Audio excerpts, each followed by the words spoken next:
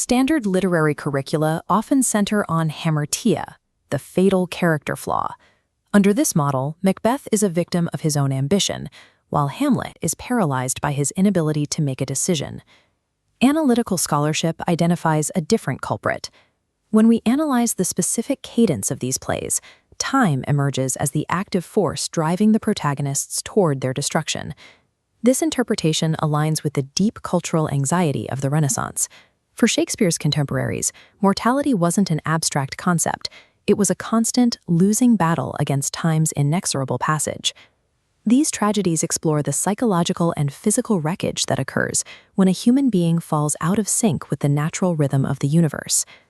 In Macbeth, the Scottish landscape begins in a state of natural order, but the arrival of the witches introduces a temporal catalyst.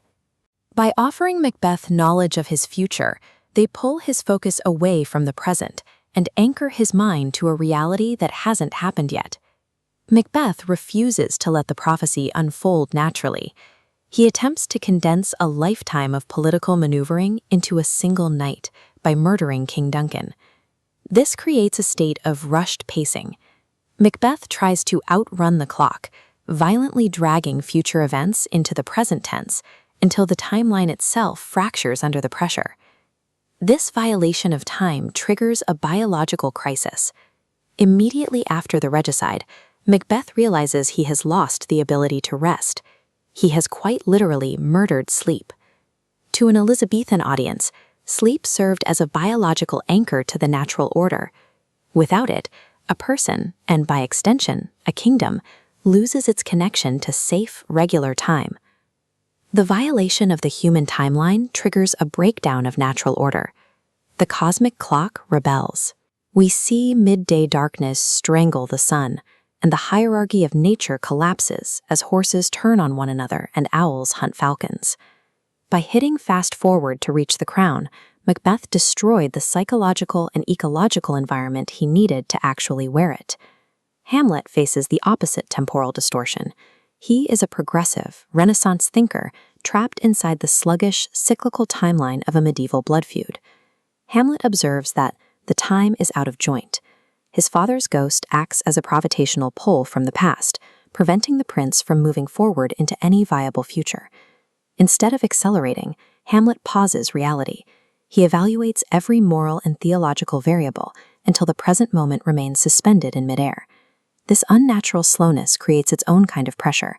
The weight of unfulfilled actions makes the present moment increasingly unlivable, leading to a slow-motion psychological decay. Whether the protagonist acts before he can think, or thinks until he can no longer act, the result is the same. Both extremes of temporal distortion lead to total operational madness. Hamlet's attempt to stall time is an illusion. He fails to freeze the world.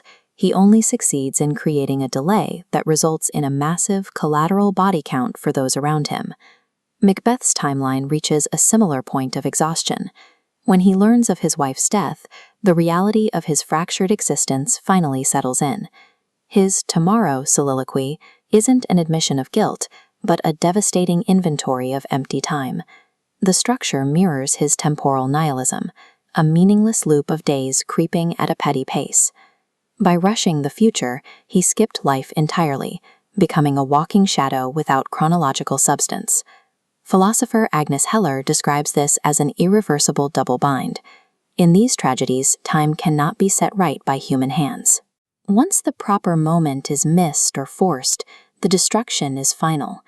Shakespeare's work operates like an existential thriller, centering on the one tragedy shared by every viewer, our lack of agency over the clock.